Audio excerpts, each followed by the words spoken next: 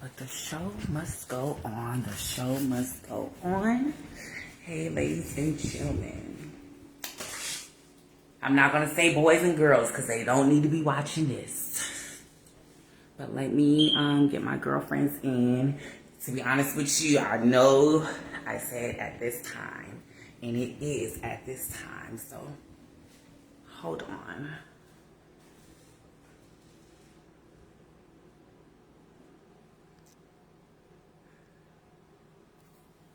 And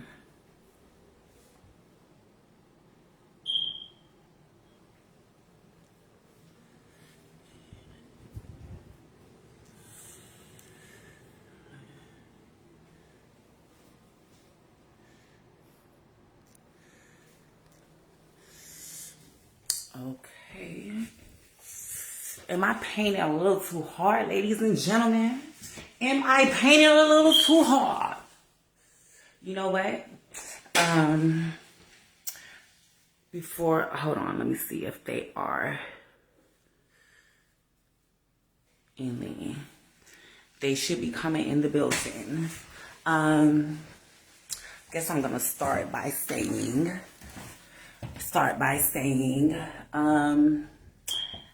last week was amazing. It was, I'm gonna walk all around in this motherfucker. The bathroom, the kitchen, my room, I'm going to walk.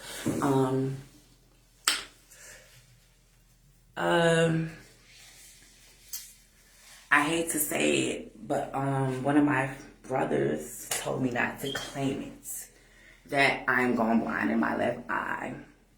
I wasn't going to bring this up, but I think this is a conversation that needs to be had because it's just disturbing, but I'm not going to even talk about that. I am blessed. I am here. Where are my girls? Where are my girls? They are in the building. Come on.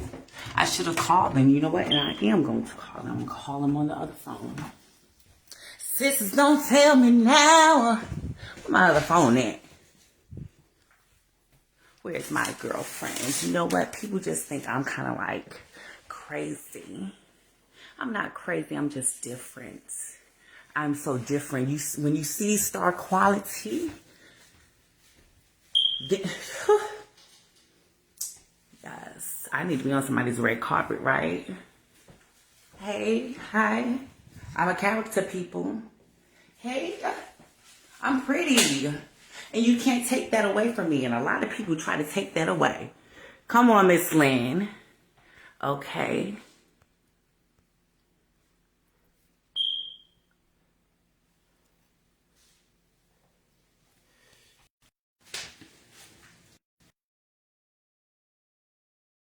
Adding. I'm trying to get the rest of the girls on here. How are you, my love? I'm doing okay. How are you tonight? I am blessed. I am glad to be alive for one. Yes. I am. I know I'm that's trying right. to get the rest of the girls. I don't know what they have going on, but I guess we're gonna give them some time. They did say at 10. Did you speak to any of them? I talked to Lana earlier. I told her 9:30. Okay, so I haven't talked to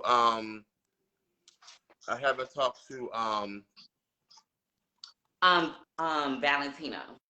Right. Okay. Oh, these girls are always busy, and I know they got different things. Honey, you got to be on one accord. Let me see. Let me see if any of them.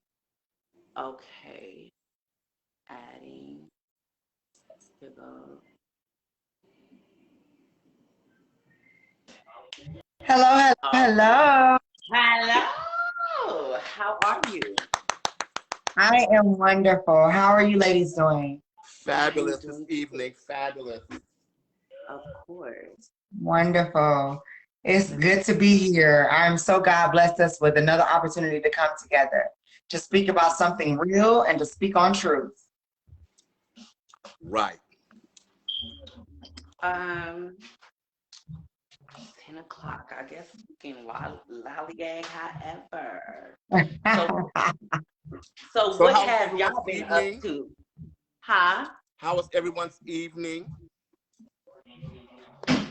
Mine's, I didn't do too much. I didn't do too much. I was trying to prepare myself for this day. You know, I try not to make things, I try to do things accordingly. But, you know, I had my mind set on this and this is what it is. Good, good, good, good. Myself, I was looking forward to this moment as well. Mhm. But in addition to that, I um I participated in the ballroom scene this past MLK, and I worked my first Kiki ball. I won't discuss the win or lose on that one. But the next day, I ended up taking home grand prize for female Wow. pavilion. So I got my first point of the year. I'm really excited about it. Um, and for those of you who don't know me, yes, I am in ballroom. Congratulations. In the Kiki Sing, I am a YG Lux. Woo! Okay, and in the mainstream, I am an Ebony. Okay. And I love both of. I love my family's. It's just amazing. It's just amazing. And when I step away in just a little bit and grab the individual who I'm bringing on today, if you can't find her on Facebook, she is actually founder and mother of YG Lux. And she's going to be coming on today to talk about how ballroom reflects being trans and what that looks like on the floor. I could talk about it all day long, but it means nothing if it doesn't come from someone else. So I can't wait till she gives her insight. Right. And what is her name on Facebook? Yuri, Yuri. I can't remember the last her last, because everybody has like a first and last name on Facebook, and there's these different, people that we are. Mine just Paige Brooks is my middle name and my last name, honey. I'm not different. I'm just the same either way. So but she's Yuri. You'll see her in an all black number. She walks runway and the Kiki scene, as well as it might be Yuri YG Lux, if I'm not mistaken. If I'm not mistaken, that's what it is. And hey to whoever who said West T. Hi, Satar. How are you? Hi, Zakia. Oh, I miss you. Yes, it may be Yuri YG Lux. And might I say, the person that I have bringing on today is super phenomenal. YG Lux is not just a Kiki house. It is a brand. It's actually a clothing brand. It's also a photography. Come on, meow. Okay, meow. It's it's her photography company. It's her clothing brand. It's the house. It's everything. It's everything. I'm trying to pull it up. Oh, I'm sorry. Did I say her name wrong? I do apologize. My bad. I just read what I see. The correct spelling. It's her. It's who? I was trying to pull it up, but Facebook want detailing of spelling. That's okay. She's here with me tonight at the event that we're at. We actually had, yes. Yes, and she's excited to come on again to the individual whose name that I pronounced wrong. I do apologize. I read it and I read what I see. If we all read a little differently, and I do apologize. But if anyone knows how to pronounce that, please pronounce it correctly, because I don't want nobody to be upset. Okay. So, Miss Lynn, how are you? I want to hear from you. I want to hear from you. I'm doing okay this evening. I've been waiting for this all day long, and I've been participating this all week long. And our last conversation last week was so powerful and so inspirational. I'm like, I can't wait until Monday when we all are together again and just set the room on fire one more time. One more time. Yes. So I'm just thankful, you know, because I was doing another blog talk radio show before with some other girls, and it didn't pan out properly, you know, due to lack of structure, lack of vision. The girls wasn't, you know,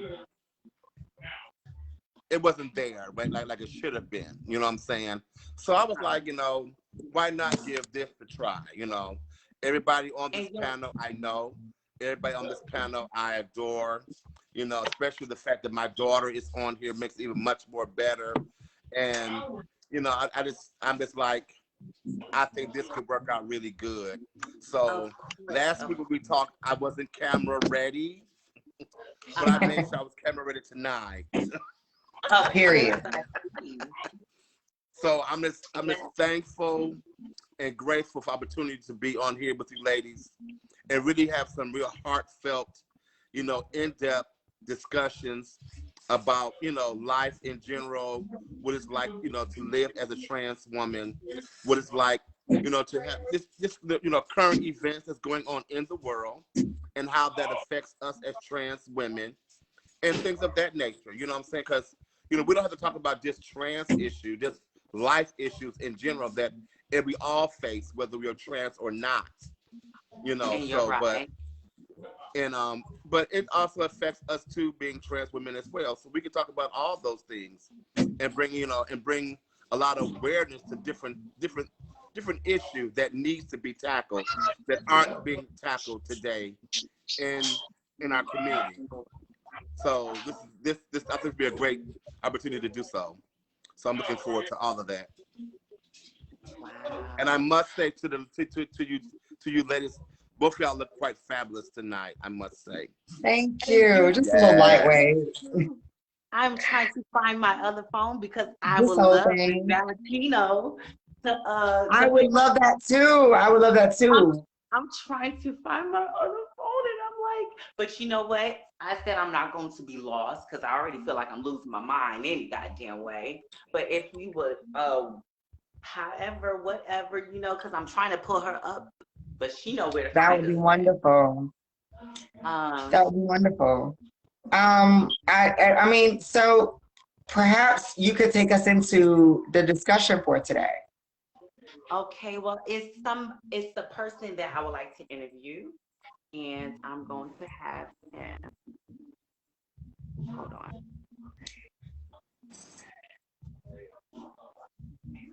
Welcome, Miss Stacy. How are you? Hi, Stacy. Miss Stacy Jackson. Yeah.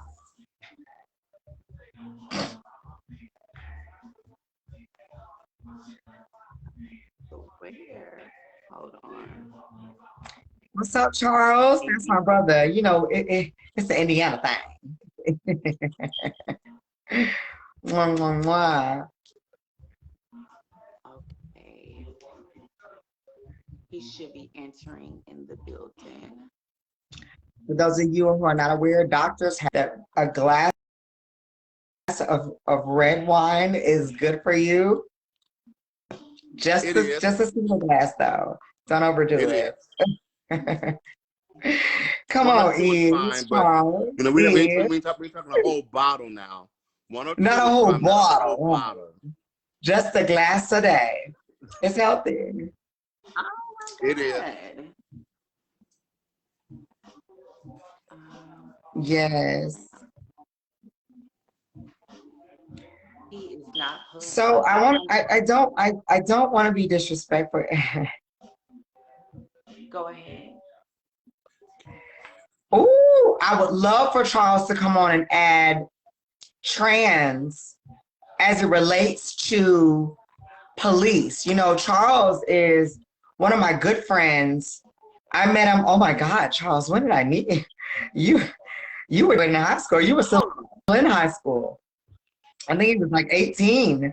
I'm, I'm not gonna tell my age or anything like that, but I've known Charles for quite a while, and he works for the APD. Okay. I think it is Atlanta Police Department. Yes.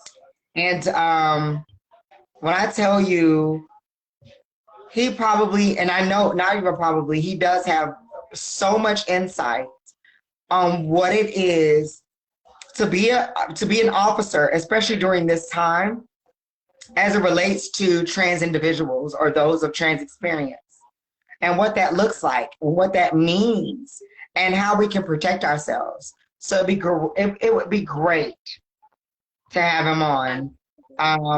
If not for today's show, then another show. But even if we have to sidetrack a little bit and bring him in, the conversation I know would reach its maximum potential, because here is someone who actually chose a career, and that is, I don't think many of us would have been able to do so, especially during this time, stemming from George Floyd, let's call it what it is, George Floyd's murder, all the way up until now. And during that time, so many trans individuals were affected, yet we're out there in the street fighting for Black men, the same Black men who are probably taking our lives today. No offense, or not to dim their light, because in death, I think when you speak about the dead, you speak only on a level of respect. But at the same time, here we are as trans individuals who are fighting for the very men who are probably fearing us or fearing what they feel for us. Right. So, and I was out there with my mother, since day one. Last year together, baby, beating down the pavement, protesting with folks. That first night in Georgia went up, baby. We didn't get home till 4 in the morning. Out there at Lenox Mall with the children while they carried on. Yes, baby. Yes. We were out there with them. Damn sure. Yes. And I'll never forget it. It's one of my favorite things, and it's not a laughing matter. I'm so glad that we can smile about it now. And Charles, I'll touch on that, what you just said, in a minute, because that is, young man, Charles, stop it. I'm sitting on a stool right now. Don't do that to me. So, but I remember one of her phrases was, stand up. And everybody was like, stand up. And it was like, and what that phrase means is, if you have to stand up for what you believe in. And being a woman of trans experience, there are so many things that we believe in, but yet there are also many things that we don't trust. And I think that played a major role in my life, and this is why she's actively my mother today. And I think Charles is making a few statements here. Yeah, go ahead, mother. Go ahead, Ma. Well, for me, I believe in fighting for our people, whether it's trans people, Black people. I love our people. We have a lot to learn. We have a long ways to go. And, George Floyd was murdered, and that resonated with everyone around the world, for that matter. Not only here in Georgia, in New York, in Florida, in Michigan, all across the country, people were in an uproar, you know what I'm saying?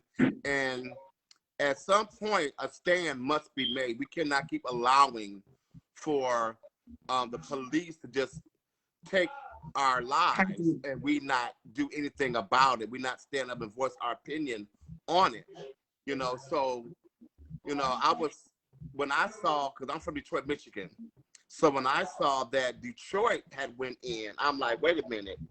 This is getting to be a thing here, because now Detroit has went in. So once I saw that, I'm like, baby, it's time to get up and get out. You can't sit in the house. A revolution would not be televised, baby. You have to be out and amongst the people, you know, and be part of the revolution. You know, like I told my cousin that day, I said, if I don't come home tonight, if I don't make it home tonight, let my nieces and nephews know that I died for them to be free. Which is why I fought and protested, so that my nieces, my nephews, my cousins, my baby cousins and them, you know, don't have to grow up in a world to where, you know, they're afraid to walk down the street. They're afraid to play in their front yard for the sake of being shot or killed by an officer who just, you know, negligently just take their lives. So I felt like I had to get up and do something. You know, I'm not one to just sit back on my hands and twiddle my thumbs and do nothing. You know, I believe in the phrase when they say, you know, either you want to live on your knees or die on your feet. See, I'm that girl. I'm willing to die on my feet. I'm not one to live on my knees. Amen. We're not doing that. So at some point, no matter who you are, straight, gay, bi, you know, trans, or what have you, you have to at some point make a stand for yourself and for your life and for your future. You know, because do we want this to keep going on for the next 10, 15, 20, 30 years, 100 years, 200 years? You know, are we going to still be in bondage for a century? You know, because we were already enslaved for 400 years. Are we going to still be enslaved for the next 400, 500 years? You know, and I think a lot of the times we don't know how to fight. So what does that mean, right? You know, I think each individual has been through something that is watching at the moment who could say, well, I went through something that was life-changing, but I didn't know what to do to fix it. I mean, the very thing that I've been going through for the past couple of months is, what do I do next? Short of addressing the trauma and writing down all of my triggers that bring about that trauma, what do I do in order to receive justice? What do I do? Because that's the fight. That is the substance of it, so to speak. You know, for the Black community, when something happens to one of their Black men, they hit the streets. They hit the signs. They are protesting. And if it has become overwhelming or too much, they begin to loot. And if the looting is too much for those in higher power, they begin to address the looting, and then they want to see about a change. I don't feel as though, if it's human right, that we should wait until we begin to loot, breaking windows, breaking in cars, setting things on fire, and destroying what we've already built in order for there to be justice for an individual, especially one that has survived. Well, I don't think that the property burning down is something that people want to do. Looting, I don't think it's something that they just want to do.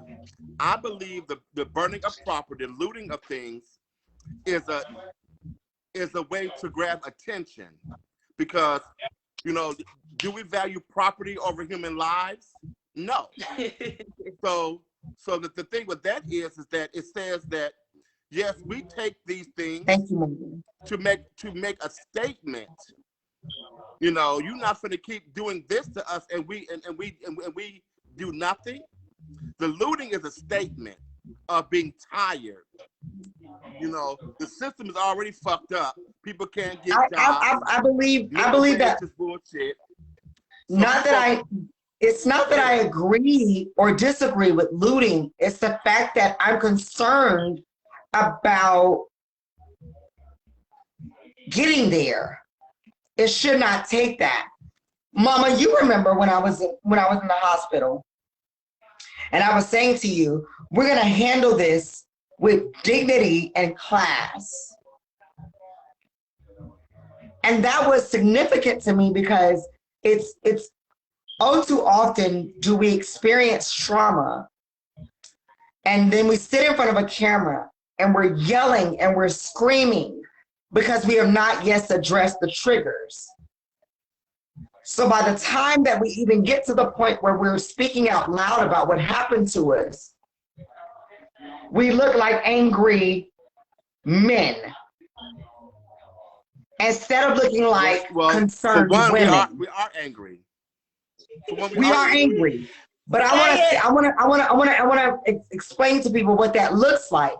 Because even if you are gorgeous or you're real or you're pretty or whatever it is, if you've gone through something and you're yelling at a camera as far as what happened to you and how that affects you and the change you want to come about, there's a certain standard. And it's so sad to say this because it shouldn't take a specific standard in order for you to get justice.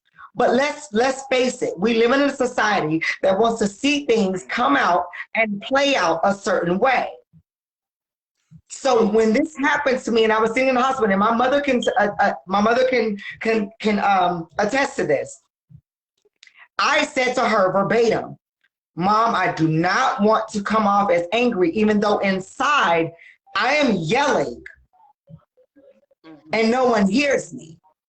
But when it comes out to when it comes out to my public, when it comes out to society, I want this to come off as elegant, as graceful, and from a spirit of discernment that says, here is a person who shot me, who may shoot someone else. Not, I am angry as fuck and I want y'all to do something about the situation because this shit can't happen again." Do you see the difference? Clearly. There's a big difference in that justice and in the other justice. Well, how can I put this? Sometimes that was strong right there. You can be passive. We can be soft-spoken. We can be graceful. We can be all of those things. But sometimes, not all the time, but yet sometimes that falls on deaf ears. You better hear me. King was more peaceful. He was more.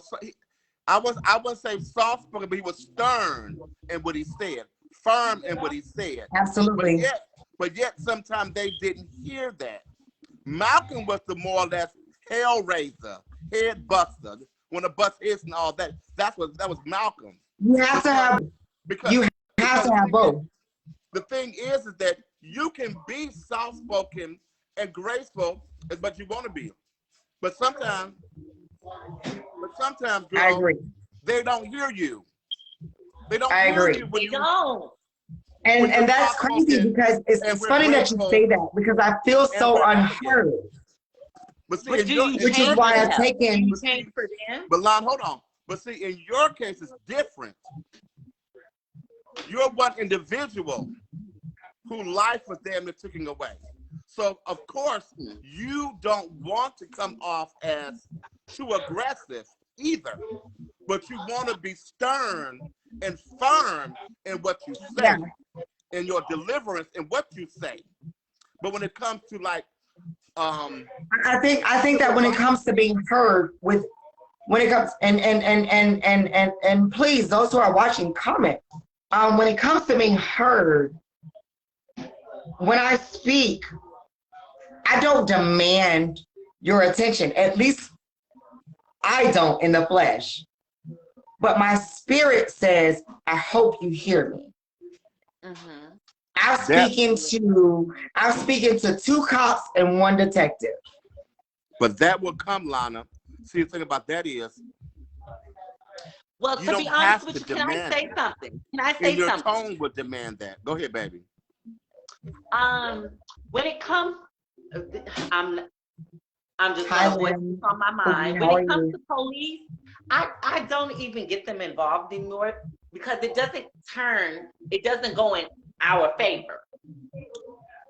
Because once you give them your name, you're going to have to get, even if the police don't get your tea or however, but once they do figure it out or whatnot, it's always shade on your behalf. It is. I've always looking at it like, why even bother with him? You want to know what's so Because crazy? shaded. You want to know what's so crazy? And I'm gonna be so transparent. I called them. Yeah, and I get it. But you want to know what's so crazy? The last thing I remember, y'all, and y'all can say, oh, girl, I wouldn't have died if they had said that. But when I tell you I could have died in peace, I was in the ambulance. And the last thing that I heard the EMT say was, we have a female with male genitalia. I said, word. I said, Because I love it. I died. But you know what he saw? He saw a woman, regardless of between it was affirming for me. Woman. And I know that He know what he that saw. sounds so crazy, but it was affirming for me because it was like the respect was there. The world is coming around, but we have to keep pushing the narrative. We have to keep pushing the people who have the platforms to speak, who are speaking about other things in the heteronormative society that are insignificant. So what it is that we are going through and the lives that we are living, if we want to reach a point in society where we are elevated. For if we don't keep continuing pushing, what did Marsha P. Henson live for? If we do not continue to push the narrative, if we do not continue to say, here's a ledge, but guess what? I need you to jump off of it. I need you to step out on faith. I need you to trust in God that this is the right thing to do because I am human. I am not trans. I was not born trans. I was born human. Trans was just a part of my situation and a part of my life so that I could speak the way that I speak and do the things that I do for the community that I am a part of, so that I can elevate myself and at the same time, elevate those who are connected with me. And you're right. You're absolutely right, my sister. There's that element there that I think a lot of us with the platform do not appreciate and don't accept. And why would you accept it?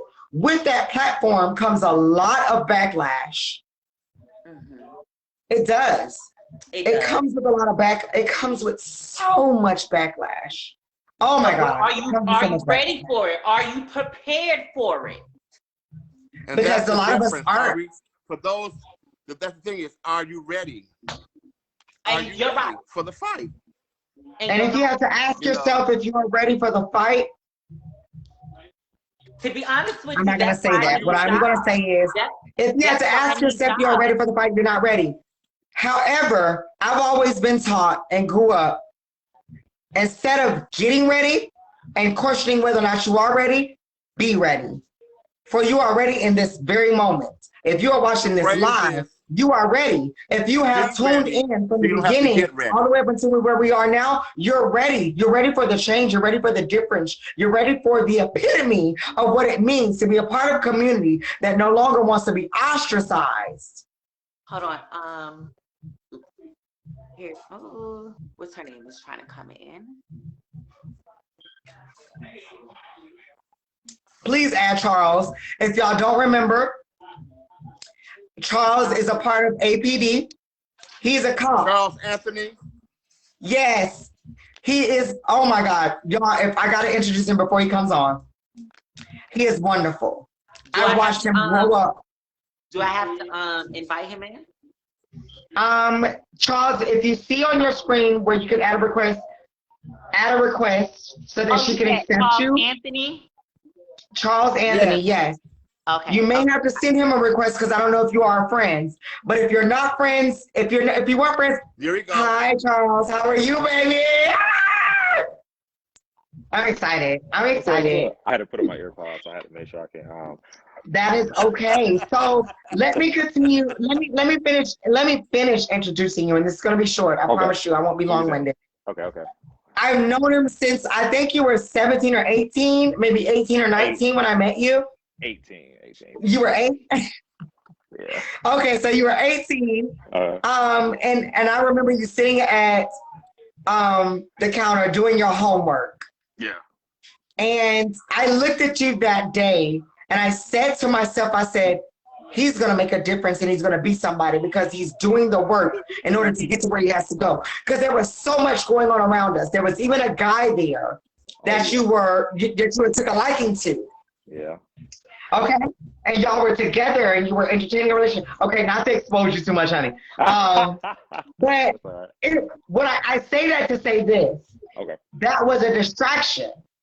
However, you never allowed a distraction to prevent you from living your purpose. No.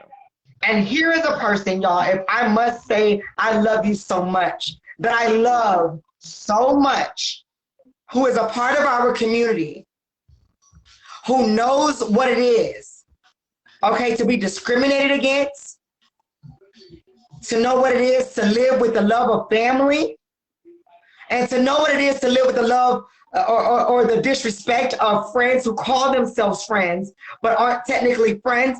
Here is a person with experience and who is in a field that most of us would not be able to endure what comes with that experience.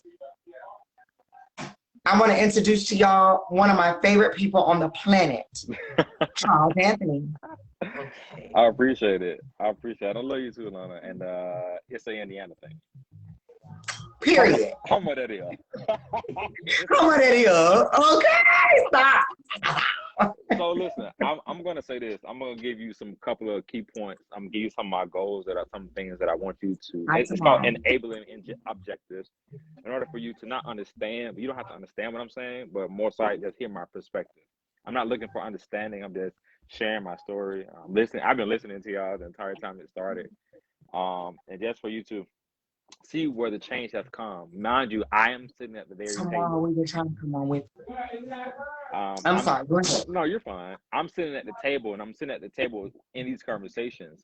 And during the protest of 2020, I was told to remove myself from the table. Just to give you a little background. I'm born and raised in Atlanta. And I've been on the force for 5 years now. 5 years. And I came into this realm of this God calling to help. A lot of people see help, in different type of categories. That could be a help of, helping old lady cross the street. That could be the helping the lady, that man or the woman on the side of the highway with gas and helping them with gas. It could be the help of arresting old boy from beating up his girlfriend or boyfriend, and that happens too, by the way. Beating up his boyfriend. Help is categorized. And I'm listening to y'all speak about police and stuff like that. By me sitting at the very table I've been sitting at the table for 5 years, and I've seen a lot of stuff. Hear me out. I've seen a lot of stuff that normal people could not see, and normal people could not see at all. It's so touchy. It's just a very, very touchy topic because a lot of people see us like right now. You see me as this. You don't know nothing about me, right? I'm humble. I'm cute. I'm cool. I don't bother nobody. I take care of my business. I move on. But we get categorized in so much. Like, you are just like him when you never met me before. Okay, you're not giving me the opportunity to give you my best. But what you've done is you've already created the scene for me. You created the attitude. I've never met you before. But that's what happens with trauma. And trauma is real. I'm not here to make nobody feel uncomfortable. I'm not here to, discredit how you feel or nothing like that. But let's get down to the truth. And the truth is very, very uncomfortable. Okay? And the type of guy that I am, I talk about the truth. If you want to know something, I'm going to tell you. And I'm going to tell you the exact truth. I don't care nothing about your feelings. I don't care about what you ate yesterday. I don't care about who died yesterday. They got nothing to do with me. You asked for the truth. Right? And that's what it is. So I'm going to tell you. Charles, can I pause you for a moment? Yes, please. Go ahead. So today's topic is going to be trans individuals who not is going to be, but is police enforcement and how that relates to trans. how we can protect ourselves.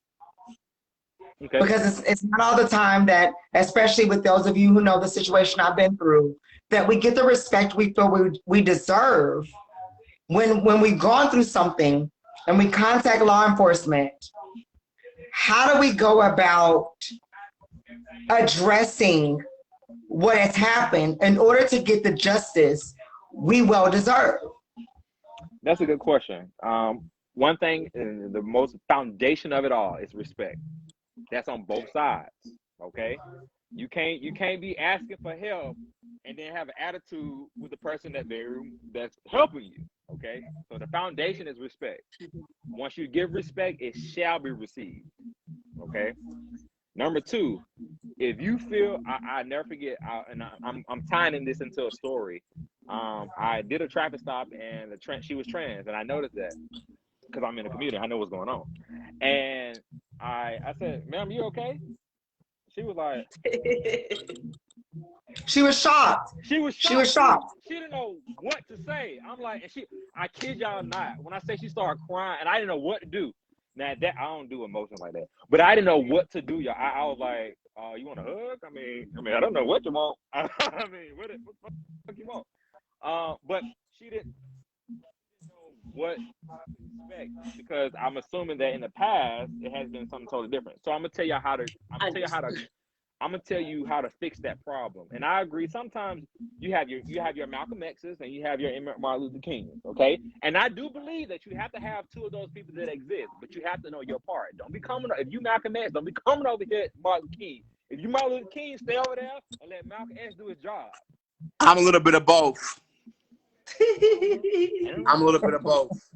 But if you're in a situation with an officer and they're like being disrespectful and to the trans community, one thing you need to do is, number one, ask for their name. Just ask. You don't gotta yell and holler and all that stuff. Remember, we talked about respect.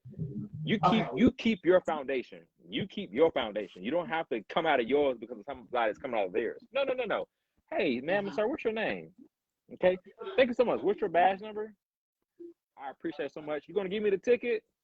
Come on, just sign your name, and I'll go ahead and sign it on my very way. So Charles, I have a question, and then I have to address one of the comments put inside the comment section. My question is it being taught in the police academy to ask for pronouns, being that is the direction we are headed in, and that we are now currently living in? That's the state we're living in. I know when I meet an individual, first off, if you're trans, or if you're trans masculine or feminine or whatever have you, LGBTQ, you're already learning that you should ask, "Hey, I don't want to disrespect you. What are your pronouns?" But if you see what you see when you see what you see, you better know it. It's respectful to say, "Yes, ma'am," or "No, sir," but it's not always right. It's not always right. So that is my question to you. In addition to that, in addition to that, with the comment section, Brooklyn, please let's address tomorrow. I do not want her to feel as though she is absent. Okay. I'm not quite sure what went astray. I know she mentioned you. To be honest with you, I am pressing it to try to put her in the live, but it would not allow me, because to be honest with you, I buzzed her in like 2-3 times, and it doesn't allow me to do it. She can't come in because it's so only let's fix that. And tomorrow, if you have to comment or reach out to me in order for me to press it, I know my screen is a little bit frozen too. I don't know what for, but it is. Yvonne, I want to know what you say. No, it's not for. We want to make sure that we include our audience because you're important. Either you are living the trans experience or you're a part of the LGBTQ community and you have insight. So we want to make sure that we're addressing that. But the question, are they being taught that? Yeah, I can speak. Or is that just something that you carry with you in your pocket? No, I can speak very well of that. I came out of the academy in 2017. Inside the academy, somebody said when you're questioned, they was like, nope, it's not. Actually, it is. There's a whole week of LGBT interactions in our You're course, right. and I cannot speak for any other agency. Let me be clear on that. I can't speak for somebody I didn't go to. Okay, that's not my business. I mean, well, it is my business because it's Well, I affecting other people. But I can speak to that because I have done training with Dee Dee Chambly and them where they have interacted with us as trans folks. Like we have done like mock scenarios where they may come in to where it could yeah, be altercation and everybody in the house is trans and Yes. they teach them to address us with she and her pronouns. that's Also correct. was another one to where another training session to where it was like a parking lot situation to where I was took this girl's parking spot and we had an altercation and the police had to come out and they do teach them to use pronouns and respect us, but at the same Yeah. time they still have to do their job. I will say Well, that. Hi, Tani. no. I'm gonna add a little more into that. That to Go do their ahead. job. Respect is respect. Period. And No, I don't care. what I mean by do their job, I mean by if there like if there's an altercation that's going on, y'all are there to de-escalate it, find out what's going on, but still respect us while you're doing that. That's what I Okay, mean by yeah. that when I say do their job. I'm going to say this. I think in addition to having law enforcement respect us, we should also address the fact that once the cops arrive, once law enforcement arrive, how are we addressing our own situation? Okay, because this show, the last show we did, we were 100% real. So I'm not going to go astray from that. I'm going to say it like it needs to be said because this is not political. This is real. Okay, a lot of the times we don't respect ourselves enough to be able to get the respect we deserve. Okay, when we show up, we're so caught up in what has happened to us. We're so conflicted in that very moment. By the time the cops arrive, by the time law enforcement pulls up, what is your state of mind? What are you giving off? Are you the victim? Or are you the suspect? Now, I'm not speaking on every situation. That's not the case here. I can't speak for every situation because I'm not there for every situation.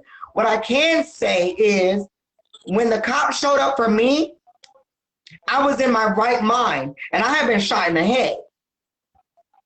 Okay? But when the cops showed up, I said to them only one thing. Can you save my life if I use all of my last breath to tell you what happened? When he told me that he couldn't, if the EMT was there, I said, well, please get out of my face, respectfully. And that is how I left it. And they respected my decision. I didn't yell at them. I didn't rush them. I used my common sense and said, well, what do I want from this? Why did I call you guys in the first place? You see what I'm saying? Does that make sense? I want to add to that because I've been reading the comments, and a lot of times when people ain't really sitting at the table, they don't know what's going on. And you don't know what's going on. Oh, I know what's going on. We not you, but I just like Alana said, hey, you have to respect yourself. And if I've been on many scenes, and I've seen it all. I promise you, I worked in the hood. I've seen it all, and it's eye opening when you're dealing with a victim. Number one, that's gone through some type of trauma. I'm not expecting you to, be in your happiest mood. You know what I'm saying? I'm expecting you to act up. I'm expecting you to cut the fucking rug. I'm expecting these things from you. But at some point, you have to come down from that. At some point, At some point. At some point. because you can't be upset with me asking you questions because you called me for a reason. Okay, I'll let you cut up because it's expected of this. Because I understand you're upset. I understand your state of distress. Correct. So now after I'm looking after 9 minutes is a long time. At this point, correct. I'm like, well, okay, well, can I get what happened? They beat me. They did this. Okay, I get where you're coming from. Okay, I hear you out, but I need to know who did this. I need to know something. You act like you don't care. You act like you don't know. Okay, so now we get into a whole nother round. Now now you're making me to be the person I'm associated with the person that did it to you. That part. That's the problem. You're right. And you're right. Because I would have thought just like that. But my thing is, I would have. I can't say this without starting with hurt people hurt people. And that's okay. But I think we as Black individuals, not as trans individuals, associate law enforcement with negativity. And that's not always the case. It's not always the case. It's not, I believe, this is just what I believe, this is just my opinion, that law enforcement is now beginning, there's still some ways we have to go, true or false, it is, still ways we have to go. But law enforcement is beginning to understand to put people in places they can relate to. Well, let me they know. That, but they don't also tell the whole truth. Because what happens is 1 + 1 is 2. If you tell me that is another number, then I'm gonna be looking at you sideways. So if you're not, I'll give you a great example. Okay, somebody came into my house and took some stuff. Now here go me. Okay, what they took? Oh, I wasn't even at home. Okay, so you telling me these facts? Oh, but bitch, I know what the fuck happened. I know what happened because I can look at you. Is that stereotypical? You're absolutely correct. I can look at you, number one, and I can ask you certain questions. I asked them, and I hit it dead on that. Where you meet them from? It's just like that. Where did you meet them? Now, once I get the story out, now all the truth coming out because they fear that judgment, like, oh, he ain't gonna really believe this. You know what I'm saying? But no. How can I help you if you don't tell me the entire truth? How? So question to you, Charles. I'm sorry, go ahead, ladies, thank you. No, this is wonderful.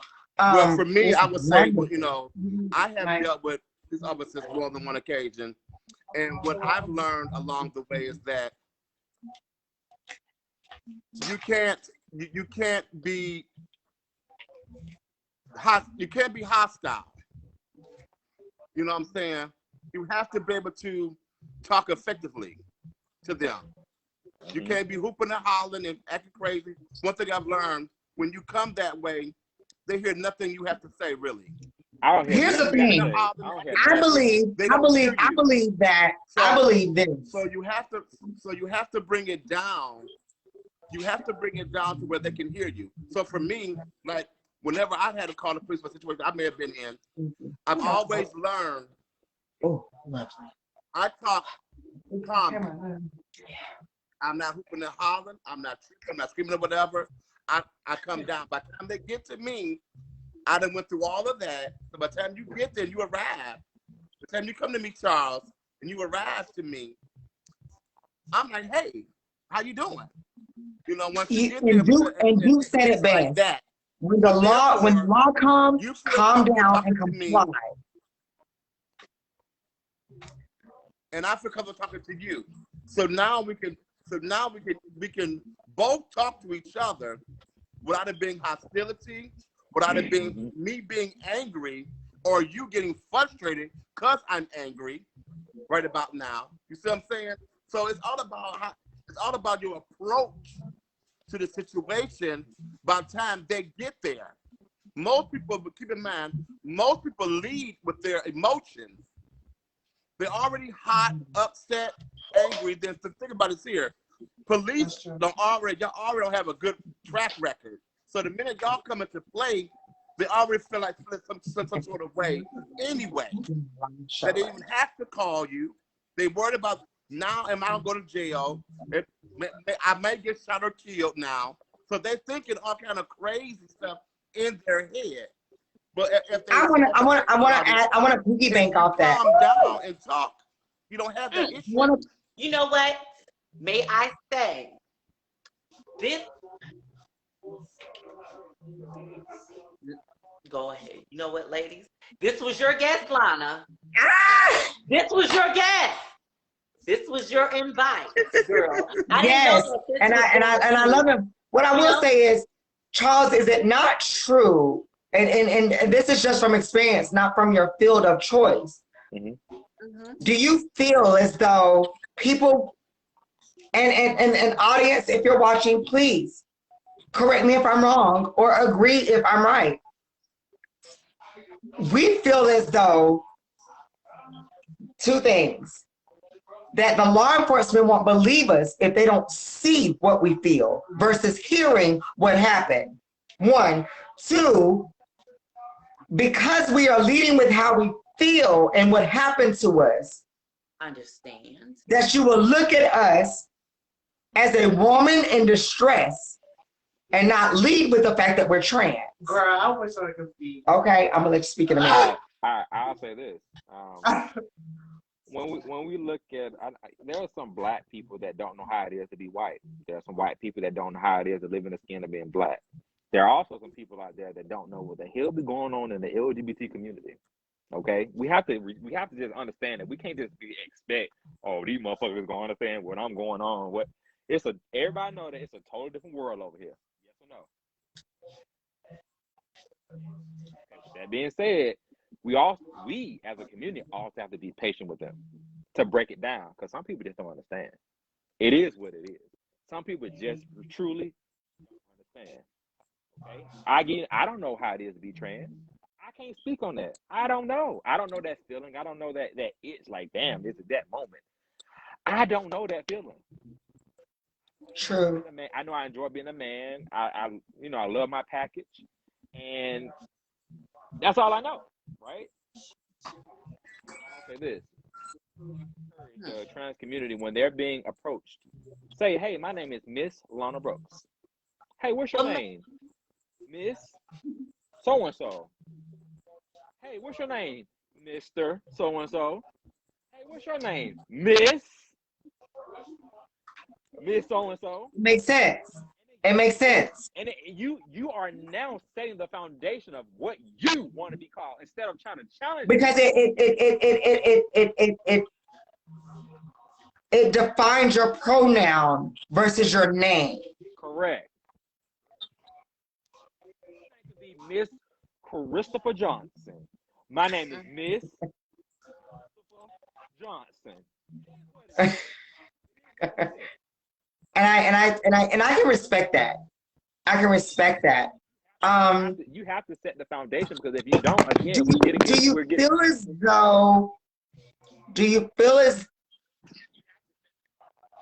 feel as though there's a difference between, and this is going a little bit off what it means to be trans and interacting with law enforcement, but like I said, and my mama can attest to this as well, there's more to what happened to me than just addressing how we move forward within our trans community. There's also addressing how we move forward as a Black community. Okay? So do you feel as though there's a significant difference, and I use the term significant for a reason, a significant difference in you as a Black male law enforcement officer showing up to the scene than there is within white male officer shows up at the scene? Yes. Has there been discussion in that at all? Oh yeah. I can explain professionally and I can explain personally. When I'm off work, nobody's behind me. But if I am pulled over and if he's Black, I truly, and this is just my statement, I feel like somebody can relate to me, because they know, you know, like how we talk or whatever it may be. It's understanding because some people are go by the book. It's white and black. Some people believe in gray. It is what it is. But there is I'll say this, a lot of black people want black officers in their community, but don't want them there. Hi, Darius. Welcome to the show. It's like, And that makes a lot of sense. how do you, and I give you another example. Okay, so they say, well, why this area is so flooded with officers? That's because there's a lot of shit going on over here. And why wouldn't you not want, there's some shit going on, Why do you, why it take 5 of y'all? Experience. Why 6 of y'all? When you get into some shit with your brother and your cousin, don't y'all show up deep? What is the difference? Yeah. We are so When you just specifically want to speak to the victim, you want to speak to who this happened to. You want to get down to the nitty gritty of it. But there's more to the story than just the top of it. There's the base of the story. And I heard you speak earlier on, well, where did you meet this person? When did you meet this person? How did you meet this person? How does that play a role? And you can give an example or whatever have you. How does that play a role? Those facts, because it's a lot of the times that trans individuals, either transmasculine or transfeminine, or any LGBTQ member of the community, who does not want to necessarily give too much of the facts because of the depth of the relationship. How do those questions play a significant role in how you receive justice within our community? Because to me, I don't think that it should matter how I met an individual. What matters is what happened. I was shot. How I met this individual and what happened in between that time might be important, but what is most important is what led up to this. So how does that play a significant role in receiving justice in our community? What are we missing here? What are we missing? When you show up to the scene as a law enforcement officer and you ask the questions, how did you meet this person? Where did you meet this person? And what happened? How do the first two questions define how I receive justice? I can't hear you. Hold on. How Lana. does Lana? Yes. I can't hear him. Oh God. Okay. Can you hear me now? I can hear you, but I can't hear him. Okay. So y'all, we apologize for the technical. We apologize for the technical difficulties. Charles will come back on when it's possible. In the meantime, how can we get Tamara on? Of course. That was your guest, girl. And I love Charles. Charles, we're gonna bring you back on and we're gonna pick up where we left off. But in the meantime, let's add to the show an individual who inspired this broadcast that is brought to you today from the individuals you see. But there is one gorgeous face that is missing, honey, and that is my good sister, Tamara, who is an advocate in our community, who is a beacon of hope for trans girls who look like us, walk like us, and talk like us. And I can't wait until you are able to add her on. She is awesome. Thank you, Charles. Take your phone call. We're going to bring you back on because there is much to be asked. And I'm sure Tamara has just a great deal of questions for you that are going to help us elevate in our community. This show is to help each individual who is a part of this community and who is not a part of this community to not only understand, but to be educated and empowered with what it is we go through and how we can go from that to a higher place, elevation, right? We all want to be elevated, right? Right, audience? We want to be lifted. We want to be lifted. You know, we have all gone through, everybody has a story. Hold on. So is she going to bring on tomorrow? She will not pull up. Is put her tomorrow in- either one of our? I don't know if tomorrow is on my friends list. She will not pull up. Just like I said, I've tried to You too, invite Yvonne. her in 3 times, and I just put in her name. And you and keep it clicking will her, not- keep clicking her. Okay. Oh, okay. But Well, you just get- like I add see your Charles back friend, in. I see your police officer friend, I see him back on the list, but I do not see tomorrow. So tomorrow we're trying to work we're trying to work to get you on, sister. Yes, Please know that there's no disrespect here. We love you and we want you to be a part of this. Of course not. Okay. Will not. And I would hate to have to say let's start the live back over, but Yeah, we don't want to stop it and start over. So No. let's see tomorrow if you can if you are my friend on my friends list, send me. I don't know how this works. You know, I don't start the live. I just join it. And send my request in too. But maybe we if you have turn your phone and turn your phone back on, let's do that. In the Karma meantime, has to do it 'cause listen, Karma has to add her because she's controlling the live. Whoever's controlling the live can add the people on. I So put this her is in gonna the search. right there tomorrow. so you got tomorrow Valentino, So she has to right? be able to control the live. Of course. Of course, right. She will not. Thank you, Zakia, and I love you and I miss you so much. I hope I can talk to you soon. I really do miss you, sister. I love you so much, and I hope that everything is well with you. Absolutely, truly, and she is well on her way, y'all. Well on her way. Acting, modeling. My sister is everything. Love me some Zakia. It will not work on my page. Okay. Well, let's go ahead and continue with with where we are. I miss you too. Yes. Oh my Can God. you bring back on Charles? Okay. Bring Charles back on. And ladies, I see Charles. let's invite Charles back on. Allow him to address the question asked. I think she has to press something on her end. Because Okay. she's already invited. I think she has to press something on her end. Oh, she has to accept it. She has to accept it. It should say join for her end. And once she has to accept Let's move on. If anyone knows Tamara Valentino and can get in touch with her, let her know that the request has been sent. She needs to accept it. Is that her? Okay, that's Charles. Charles, welcome back. We are sorry for the technical difficulties. Sorry. I believe the question at hand was, do you remember the question at hand?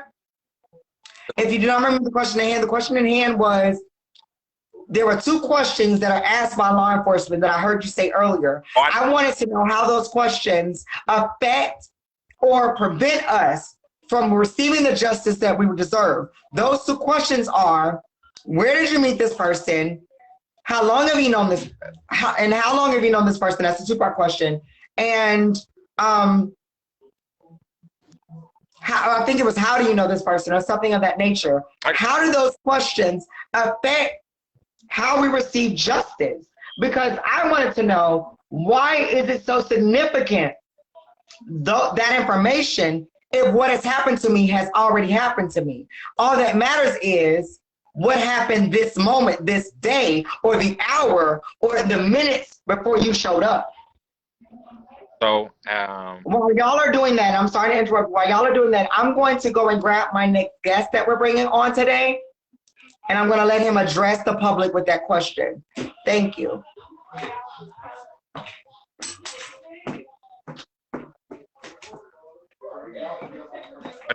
later.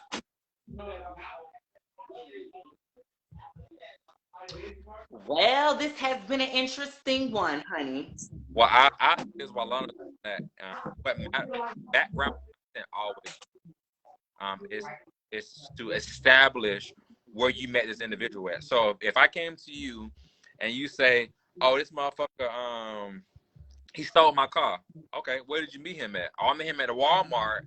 I met him at the Walmart on Old National. Okay, what did you go inside Walmart? Did you go inside the parking lot? Did you go pump the gas? Like where did you go? Oh, I was inside Walmart. Oh, okay. So now guess what we can do? Now we go to Walmart and get video footage, right? It established the story, number one, because truth be told, victims don't always tell you the truth. So if you say, hey, well, I met him at Walmart, now I can go to Walmart to verify. Oh, what time frame was that? Right? What time frame did it? Right? You was there at 1 o'clock, 2 o'clock. Did you go shopping? Did you buy anything? Do you have a receipt? I have to verify your story now because people be lying, and I don't take people's word. It's factual. No. What happens? So what happens is when you don't want to tell me these things, now I'm looking at you sideways. Okay, so why are you omitting this? Oh, so that got nothing to do with today. That got nothing to do with this time period. Well, actually, it does because it led up to this. You know what I'm saying? Even let's just say we're looking for somebody.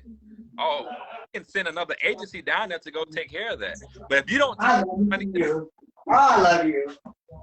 I mean, how can I help you when you're not giving me what I need? As I can't go to Starbucks and tell them how to make my coffee. They want the training for that. I didn't. I just know I like certain sugar and certain creamer. That's about it. I can't tell them how to do the job. I can't go to Walmart and say, why the hell y'all only got 3 people? Well, I can say, but we don't know really why they only got 3 people on the register. I can't go to somebody else's job and say, oh, so you supposed to know this. I can't go to your job and tell you, but I know one thing. I know mine.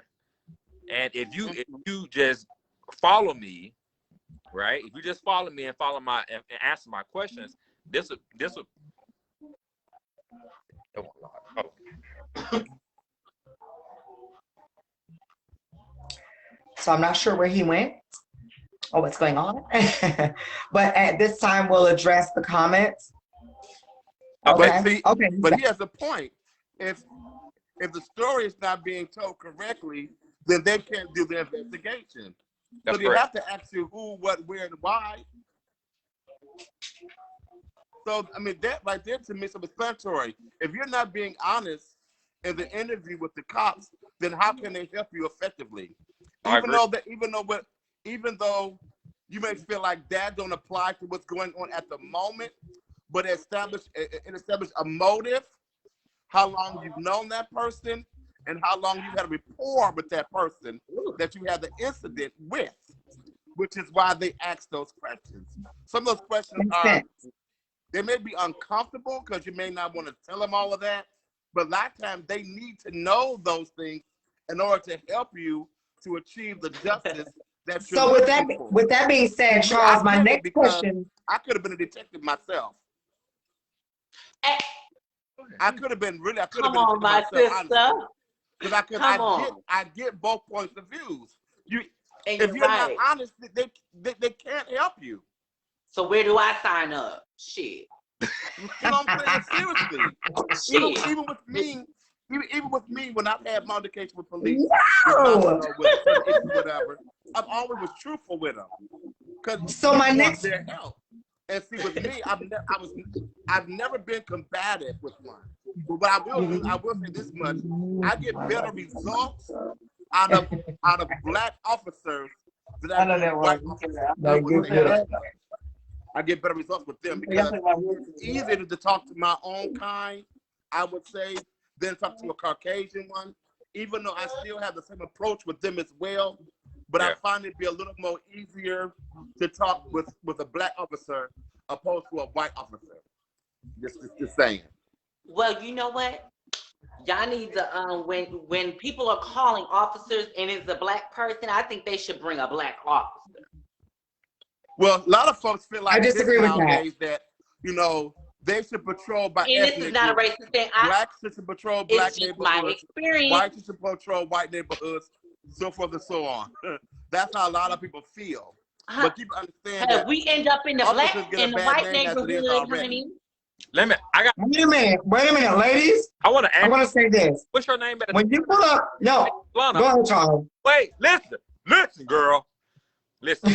What at the top? My name is Karma. Karma, let me ask you a question, right? Where do you work? Say that again? Where do you work? Where do I? That's none of your business. Okay. That's none of your business. Hold on, wait. You don't gotta do all that. Come on, no. But that's my answer to you. I apologize, but that's none of your business. Go ahead. Hear me out. You can say, hey, Charles, where I work is private. No problem, right? Let me give you something. You Okay. know, Let's say you honor this your friend. let's say, But go ahead. okay. Let's say you work at Starbucks and you are you work at Starbucks and you're the cashier.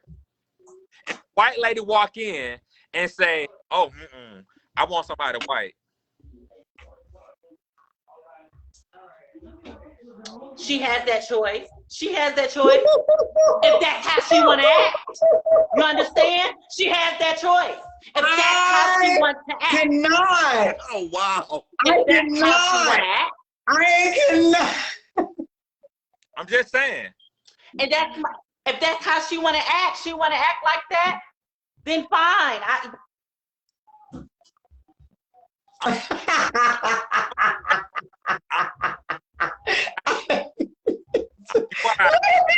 Wait a minute, Paul. Because she said, well, I need a black officer to show up. Well, You damn Skippy. If that's how I have felt at the moment of time, you know what? Well, could you send another officer, please? And they're not going to do that. And they're not going to do that. That's incorrect. Huh? No, Okay. no, we will. And we absolutely will. We have no that because guess what? Here's my thing. You making I want to piggyback on what you said, Charles. go ahead. First off, Karma, OMG, okay? I love you down. I love you too, Baby, you sit for that one. Okay, so here's the thing.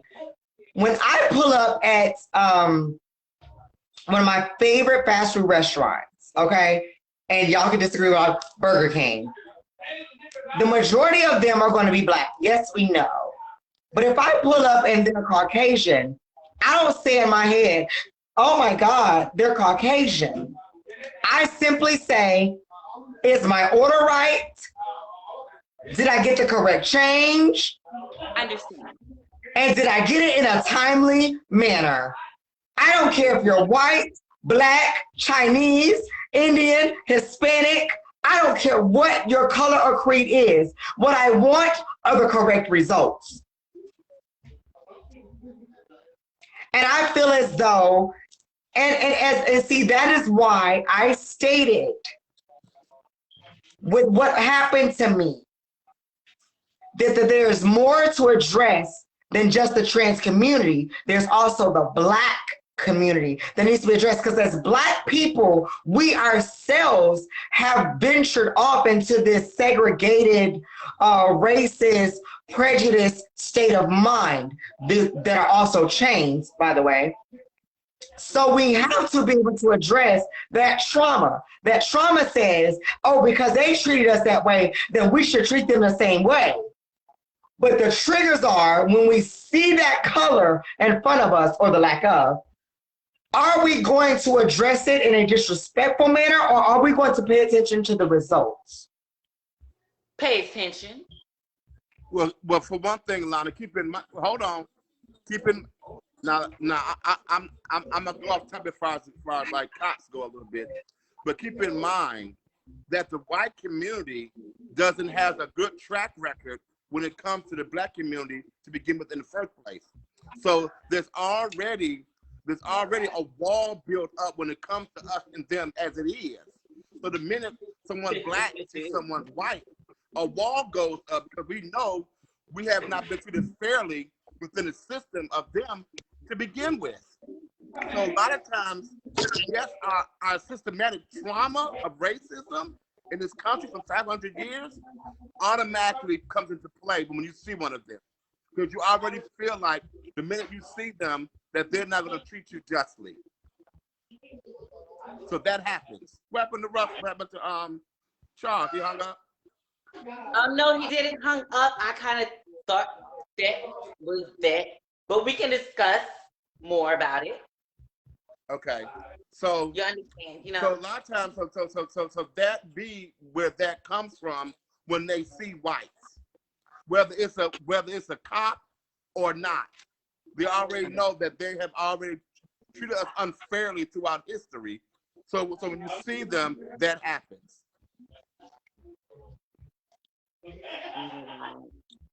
So that's where that comes I from. feel, So we already have I feel, sus- and I'm praying we can systemic get, trauma dealing with them as it is anyway.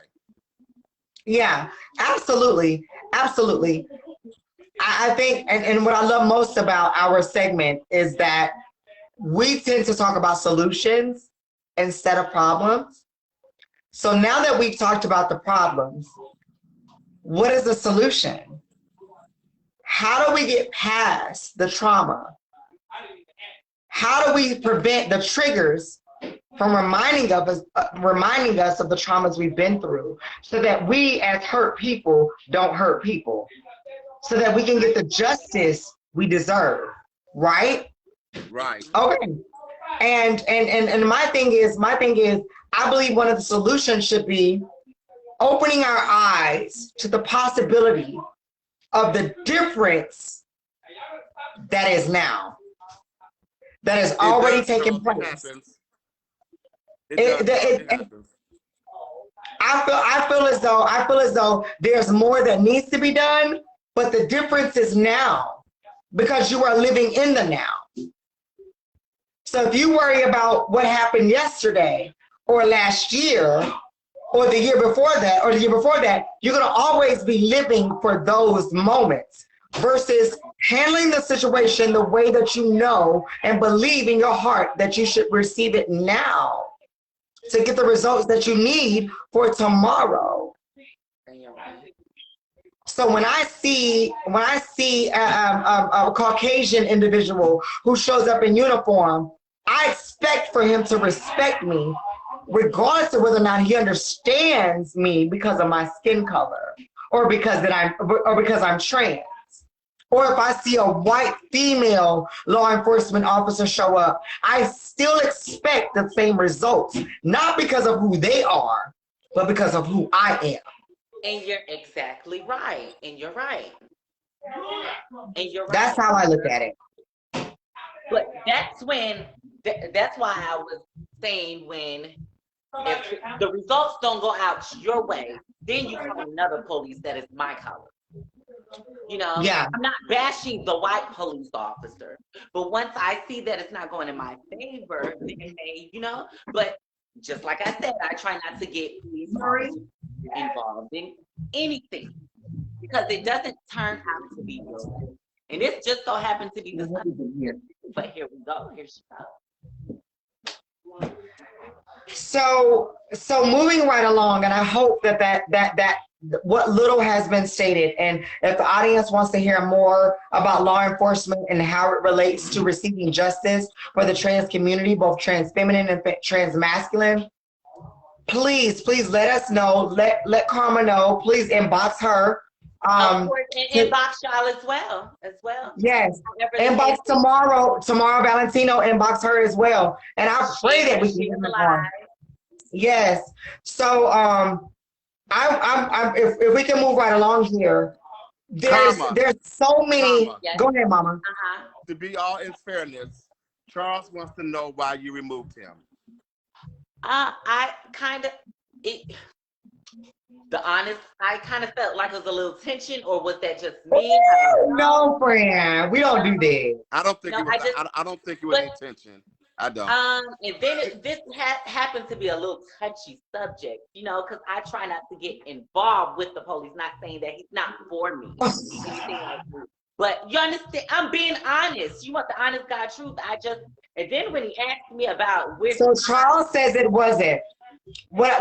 He wasn't trying to be how the shady. hell do I don't know that. He wasn't trying to be shady. How I know you're not gonna rock your Glocks over here? No, I think no, that wasn't the kids laughing. Yeah, okay, so I don't let have me say anything this. against him either. I don't have anything against him either. Let me say this. I think it's important to respect everyone that comes on to speak with us because they don't have to. Understand. And I want to say that we were getting insight that the APD will never give us. Understand. So we should move forward. Understand. Go ahead and move forward with the next guest. Charles, we will have a discussion and we will be able to get on it on the same level to better prepare for a better segment that will help our trans community be educated, empowered, and elevated. So that next week's program will be just and for our community that's watching, and not, you know, syndicated around us as individuals. But I want to say thank you, Charles, for coming on. We Thank enjoyed you your for input coming and on. insight. I enjoyed it. Wonderful. I'm not being rude or anything like that. No. We're gonna move forward. We're gonna move forward. It's okay. Yes, we're gonna move forward because this next individual that I want to introduce, and I'm going to kind of, you know, go in for a minute. And I want you two ladies to really dig deep into the conversation as to the reason why I'm bringing her on. So not only are we, and I've known, well, let me say this. I've known this individual for a little over 3 years now, and I love her so much. She has an attraction to her that is beyond physical, and an insight in an area that I think all of us find ourselves wanting to be a part of, but not understanding, and that is ballroom. Because it is a part of, okay? And so many of us have our, you know, our little things that we think about as far as ballroom. Oh, it's shady. Oh, it's political. Or, oh, that's not me. Or, oh, anything like that. Now, I've been in ballroom since I was, ooh, God, am I going to tell my age here, honey? I won't give the year, but I'll give the age. When I was 22, I'm now still 22. You were my best year too, baby. Okay, still 22, for all of you want to know. And I've enjoyed it, but there were so many things that were connected to ballroom, what would happen with people who were connected to ballroom, but outside of ballroom that this happened with. And I think we need to bring on a person who can help us navigate through that. In addition to that, she also was touched by the conversation that we were having previously. So she is welcome to talk about that as well. And I want to introduce to you guys one of my favorite people, well, another one of my favorite people. There's only like a few favorite people, y'all. I promise y'all I'm my favorite. But this person, I've gotten a lot closer with even in the past week from the 2 MLK balls that happened here in Atlanta. She has her own clothing. I mean, I'm gonna let you talk about yourself, girl. This person is my sister, my friend, Yuri YG Lux. Here she is, Miss the 007 herself. Hey, welcome, baby. Welcome. Welcome. Hey. Okay, so my name is Yuri. I'm the founding mother of the Kiki House of YG Lux. Mainstream, currently I'm 007, but I am researching different, you know, mainstream houses I will potentially go to. There's 2 that really stand out for me. But Ballroom was created by the female figures, and it was for women, well, it was initially for people to live in a moment that they weren't given the opportunity in regular lifestyles. Like if you wanted to be a model, you could be a model in ballroom, and you would get recognized and you would get the trophies for your accomplishments, because the heterosexual norm, you know, individuals were not giving the trans individuals those spaces. And then, you know, the butch queens, gay men, were introduced to it. And in its current time, the butch queens or masculine individuals have taken it over. And so a lot of girls in ballroom feels like they don't have that space anymore because it's so male dominated. Like you rarely see the girls, and you have to be a particular girl to get highlighted in ballroom. So when I first came in, because I've never been a real flashy girl or a girl to put everything out, I had to understand what men, heteronorm men, wanted from me versus what gay men. So when gay men see you, they're thinking fantasy, Sailor Moon. They're thinking, okay, hair. They're thinking, oh my God, body. You know, I don't know if you noticed, all anime characters and even a lot of your video game characters are always very exposed and showing all of their womanly parts. Like my sister, They she's are. always They are. top I watch tier. anime a lot myself, and they really are. So like they're looking at us as a fantasy item. Like men, they see us, like even some of the men who are like tea chasers, that what people like to call them, they still see us as women, but they treat us as sexual toys. But gay men see us as fantasy. So it's like, oh my God, if you don't have big breasts, like every gay boy walks up to you, as soon as they see breasts, they don't do it to like the cisgender women. They do it to the trans girls. They got to come up and touch. It's all the fantasy of it all. And so like I had to learn a lot with ballroom. Like they didn't want to recognize me as a trans woman because it was like you walk runway, but we don't know if you walk drags runway or you walk trans runway, which is femme queen runway. You never expose your chest. What does my chest being out has to do with how I walk? If I tell you I'm a trans woman, And you you're know, exactly right. You're right. yeah, like how many of our mothers are chest out? Like most of the time they're covered up.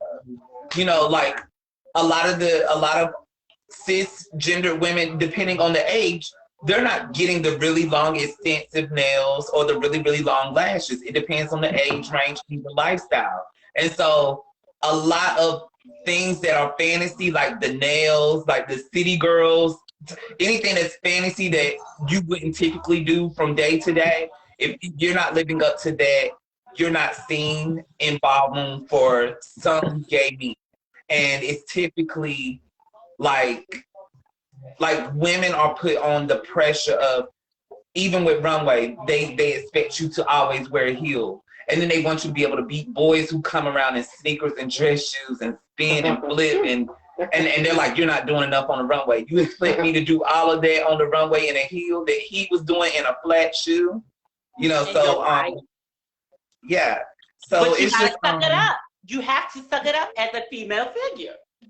right. I remember last year when I'm in New York, and I was like down at the pier, and they had their they're having a ball or what have you, a little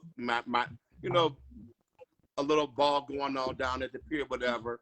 So they asked the girls, show your breasts, walk vivacious breasts, titties or whatever. So one of the girls said, "Listen, come over here and walk with us." I said, "Girl, to do what? Oh, they want you to show your breasts." I said, "Excuse me? Show my breasts?" She said, "Yeah." I said, "Girl, that's not what I do. I'm not finna just expose my breasts to the entire community out there at the pier." I'm like, no. I said, "Girl, I never did a ball before. I never even been to a ball before. And I happened to be at that one that particular day." I'm like, I'm not gonna walk the first time and expose my titties.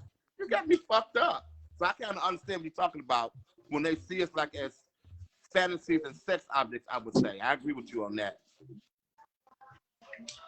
Yeah, so what I try to do is, instead of always giving them that, what I do is I try to create characters beyond the physical. So like whatever I wear, I make it extra. I make it a little bit more bizarre. And that's what's made my lane a little bit easier, because I don't feel comfortable always being exposed. And then sometimes my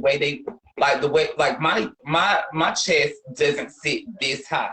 And it's like, if you want my chest to sit this high and to give all of that or whatever, like, because I don't have any surgery. So a girl without no surgery, if you want me to, now I have to put on a couple of bras and a bustier just so I can give you that illusion. But then after that, if I walk a realness category, you want to tell me I'm not real because, so you have to always, Trust Yeah. me, my sister. Trust me, my sister. I have been to many a balls and I have seen your face, girl, and I've seen you pump. So I can agree, girl. Trust. I can agree. If the ballroom doesn't see, I've been judged like this many times. I walk up there for realness. If I am having a t-shirt covered up, they're asking, are you a femme queen or you're a drag queen? But if you're showing some titties, then they may just see your femme queen status. You understand where I'm coming from? But if that face don't match that body, baby, they're not gonna let you through. And there are some shady motherfuckers that be on that panel, honey. That's why I don't do it. So what do you Very feel? shady. That's So why I don't ladies, do I it. have a question. So Yuri, what do you feel? I'm sorry. I'm so sorry. So Yuri, what do you feel needs to be done within our two-part question? What do you feel that needs to be done in our ballroom community as well as in our everyday community for the individuals who are now sole proprietors of our ballroom community, for them to be able to give us the life that we feel like we created within ballroom?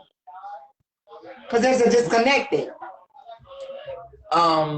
Well, now I feel like the men who are in a place that have a lot to say so about ballroom, but there's not many women who sit on panels. There's not many women who make alliances, alliance calls or whatever. So most of the time, if it's a judges of 7, one of those people are girls.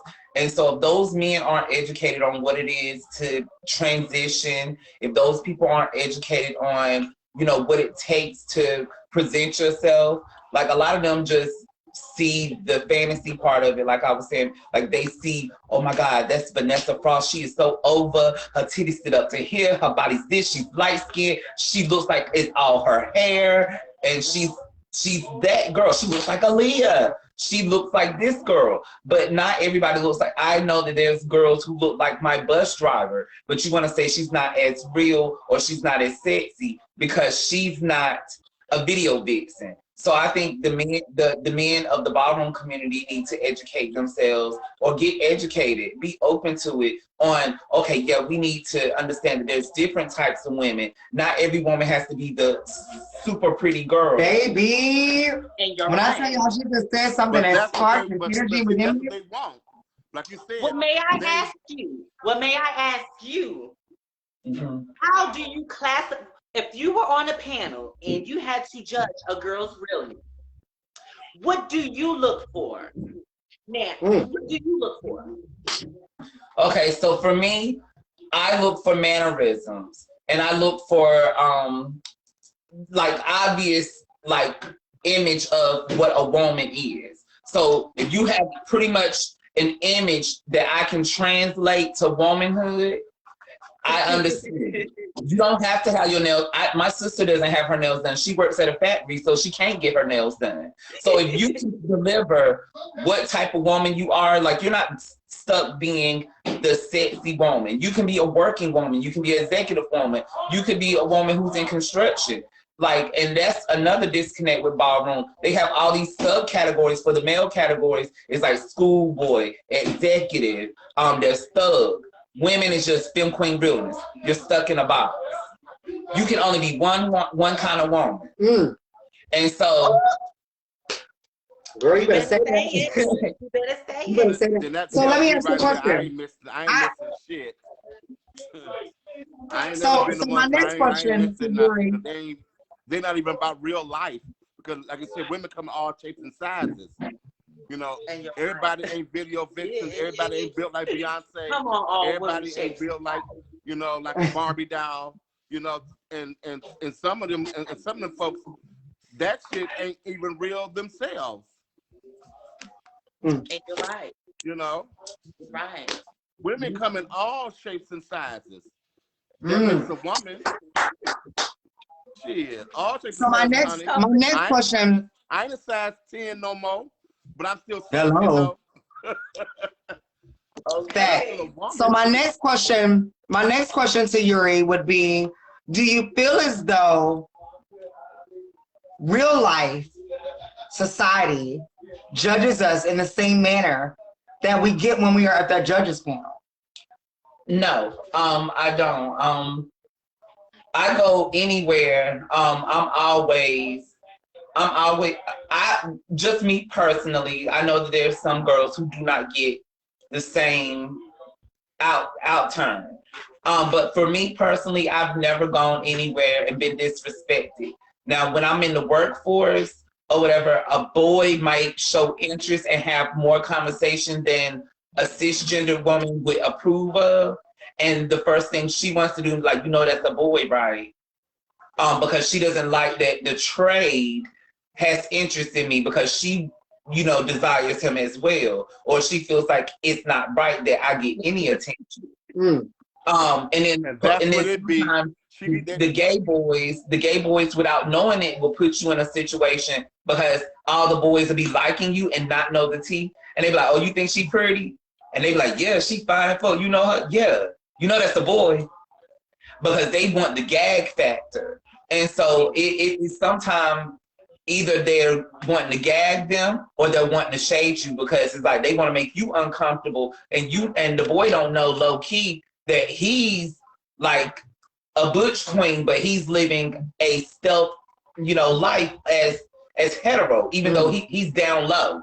So he's making you feel uncomfortable about a trans woman because he low key wants you because he's DL. So like we have so many people attacking us for different reasons, whether it's the gay down low boy or whatever wanting to trade, or it's the cis women who, so those are the only times I've had those types of issues or whatever. But overall, I've always been respected. Even before my name change, I come into the workplace, I tell them what I would like to be called, and it's never been an issue. And everybody's always been okay with me going to the women's bathroom. It's never been no shade, no tea anywhere I've ever been. But I can understand where sometimes it can be a disconnect when you have somebody like RuPaul on TV and you see her as a woman because it looks very good in contrast to who she is to what she transforms into. And then she's sitting up here, doing all these different over-the-top mannerisms. And so you're like, as soon as you see a trans girl, it translates to you, oh, she's same as RuPaul. Yes, honey. And then it's like, oh, no, you still a boy. Why are you in here? And it's like, no, it's the difference between a drag and that show. And then there's, drags 24/7. And then there's Femme Queen. And this is where we have to have an open discussion with, you don't know who is who. Because that's why you need to ask, what are your pronouns? Share this live. But go ahead. Yeah, I agree. That's where the pronouns and understanding people needs to happen before you go ahead and make assumptions. Come on. Because it's such a complex world now. There's people who you might look at and identify as a woman and like, no, I'm them. So you need to just listen to that. And you're right. You're right. Her drag is a gimmick for RuPaul. She is not trans. She lives as a boy as a man every day. We are not that. Wealthy man. Right. Yeah. We are not that. Not that at all. I'm 24/7. I'm quite sure you're 24/7. Everybody on this fucking You line, damn right. 24/7 every day. All day, God, every day. Even when she wakes up, this is her every day. It ain't even a life no more. RuPaul is a gimmick. That's her gimmick. That's her act. So I do want to thank you for giving us insight today. I think there's another segment that needs to be done for you to speak a little bit But more. may I ask? May I say? I remember going to prison. Now, at this moment of time, I had no hair in my motherfucking head. This guy had said, he said, you're not just the ordinary gay person. He said, you a lady, you a girl. Some people go to prison and they be like, oh, that's just a gay boy. That's just a butch queen, however. But people can distinguish what you really are. Even if they say you're trans, they may say, oh, is she 24/7 and she's this, she's that, she get up out. Some people can pinpoint if this is really you or not. Because some people be walking around here looking like they about to rob somebody. They just got that wig on top of their head now. Well, girl, Yeah, and I think that also has to do with the mannerisms because if you're in and out type of person, you're half of your day you're trying to identify yourself as something else. So when it's time to get up in, you forget that you're still acting like a dude or having masculine mannerisms because you're in and out. So that's what makes it not translate for a lot of people. I'm sorry. And you're right. You're right. Me per se, you know what? I act like a cutie punk. I don't act like nobody's lady. I can, you know, but I can fag out. I'm pretty sure every trans woman can fag out. But there's a time and place for everything. Yeah, when I'm voguing. Yeah, that's me when I'm voguing. Yeah,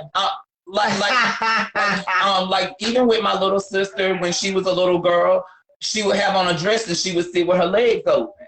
Like some girls know that that's not good mannerism because a man is going to look up there. Come on. And so if you're wanting to identify as a woman, you know there's things that your mother would have told you. So if you're going to, that's how I can identify most of the time the drags, because some of them drags be looking good, but it's because they still have those mannerisms, like they're in a dress with their legs cocked wide open or whatever, and then from time to time they're like, bruh, if you don't fuck it, like you still giving. You like looking at them kind of drags.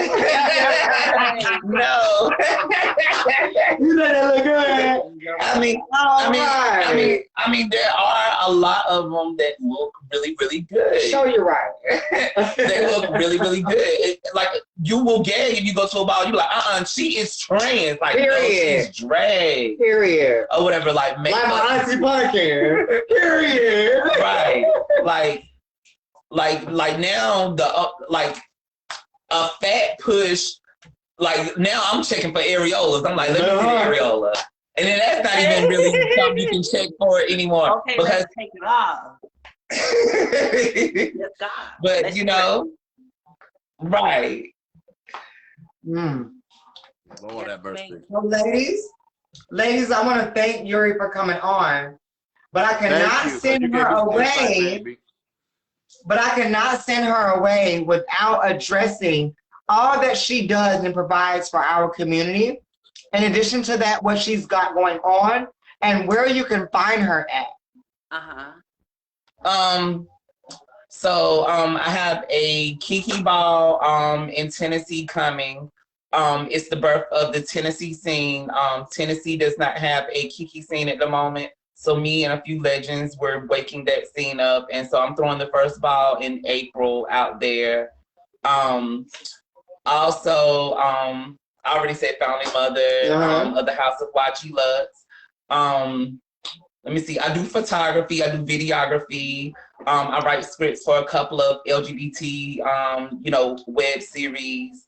I pretty much work with it. I've worked with everybody in Atlanta for the most part. But I have a clothing line as well. Y'all be seeing more custom items coming out. I've been doing like the regular cliche stuff, but I'm having some custom items come out, one-of-a-kind pieces. So yeah, just look out for a lot. And where can they find you at? What is the website? What is your IG? What is your Facebook? On my IG is Bossy, BOSSY _Canon, like Canon camera .shooter. It's no secret message. It's Canon shooter. I'm a photographer, videographer. So yeah, and the Waji Lux page is being updated. It says under construction when you go to it, but it's wajilux.com or whatever, altogether.com. But you can go to my page and it's links to all of the other Instagrams so you can see the stuff that's on the website because it's under construction. Wonderful. Y'all think in the comments if you want to thank her, if you got any questions for her. Thank you so much, my sister. I love you. And with this glass of wine, I'll be in there to join you in just a second to give you a great big old hug. And we even kiss on the lips, okay? I love you, girl. Yes. Yes, that is my sister. Enjoy. I'll be out there soon, okay? All right. Yes. Yes. Okay. That is my baby. That is my boo. I adore her. Because, baby, when I tell you, you should surround yourself around people whose eyes light up when you walk into a room. Her eyes light up when I walk into a room. And I love her so much. And I'm so thankful for who she is in my life. And she's giving great insight. Yes, yes, yes, yes. Where are we getting ready to take this statement? Because I'm excited. Where have we not? Can we not find tomorrow? Because if we can't find tomorrow, you know what? Evarius Allshade, that's my other child. okay. Because I don't know where y'all want to take it. That's your brother, Lana. Evarius Allshade Not much is your money. I'm getting ready brother. to go down. Thank you so much. For some reason, she's not on. You She's hear me, not. Lana? Your Evarius friend, Allshade Lana, is your when your brother. friend got off the line, Evarius Allshade is your brother. Hi, brother. Comments?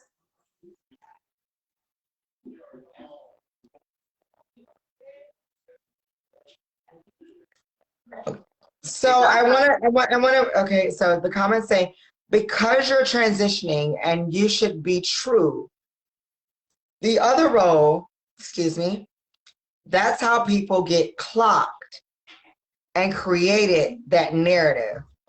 So I'm guessing that was a statement stated while she was on. Zakia says, what if she was Banji cunt? Banji is a part of society, and I believe that men who are attracted to Banji will be attracted to Banji. and you're right. Yes, that's just real. There are all different kinds of women out there. Right, here you go.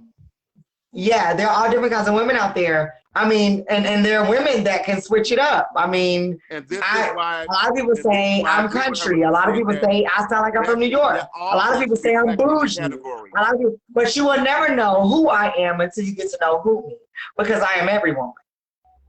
Ooh, you better come on, every woman. But you know what? I agree with old girl. Miss Lana. All that should reflect in the categories in ballroom, because there are all kind of women out here. Absolutely. Not to and I'm glad we had a chance to. I'm sorry. Go ahead, Karma. No. You go ahead. You go ahead, because I'm gonna turn the tables on you, baby. I'm going to turn the tables on you, girl. Go ahead. I miss you so much. I need to see you in the physical, by the way, sometime soon. She is mobile now, and she definitely wants to get to where you are. Just send me the address. Send me the location.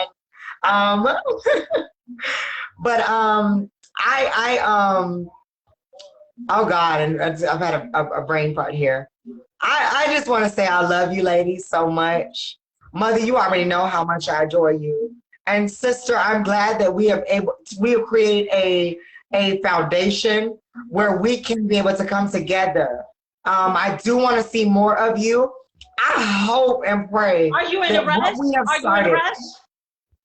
No, well, sort of, because there's an event taking place, and my family is like, how much longer? How much longer?